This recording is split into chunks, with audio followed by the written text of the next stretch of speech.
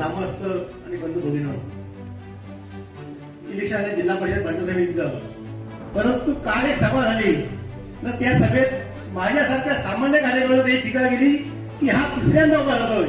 अरे वेड्याहून नवीशेत आमदार साहेब 7 वेळा इलेक्शन लढले, 4 वेळा हरले आणि 3 वेळा जिंकले.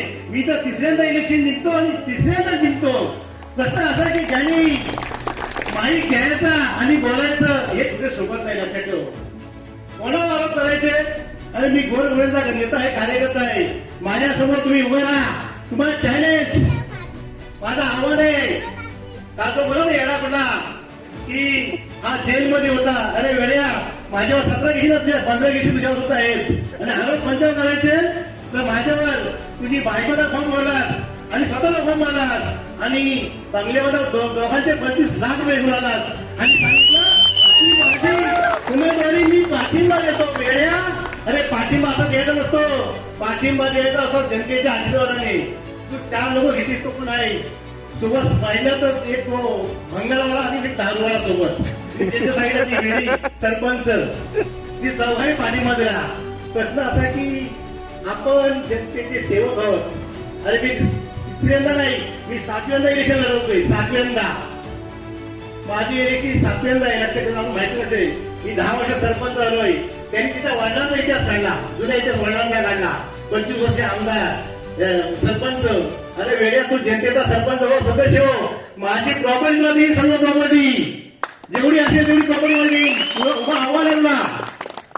ज्यांनी सांगितलं ना की या ग्रामपंचायत मी 500 आघाडी सोडून दिला द्या, तू फक्त सदस्य होऊन जावं. सदस्य ग्रामपंचायत सदस्यांना मी काही माझी जमीन 3.5 एकर आहे ना, ती लिहून देऊ चल.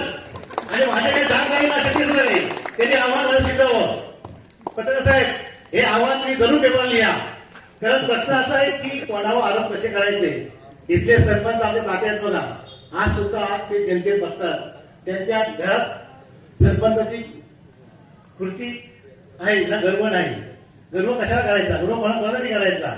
आणि आरोप करताना आमच्या पोलिसांवर आरोप केला की तुम्ही शॅम्पल नेते, त्या शॅम्पलच्या बोलते हे पैसे घेतले. अरे अरे, असे कोण पैसे घेतात काय? रिलायन्सला सांगा, रिलायन्सचे काहीतरी असेल ना, पुरावा असेल ना. त्यांनी सांगितलं की कोणाने बोला, आरोप केला की मोकळा.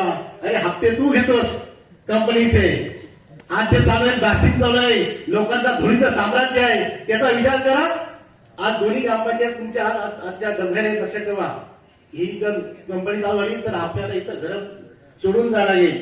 तर ती परिस्थिती येता कामा नये म्हणून आमच्या उमेदवारांच्या पाठी राहा आणि असाच आम्हाला आशीर्वाद द्या. येत्या 7 तारखेला पल्लवीताईंच्या मशाल चिन्ह आहे आणि माझा स्वतःचा मशाल चिन्ह आहे. त्या मशाल चिन्हासमोर बटन दाबून आम्हाला बहुमत विजय करा. एवढे थांबून जय हिंद, जय महाराष्ट्र.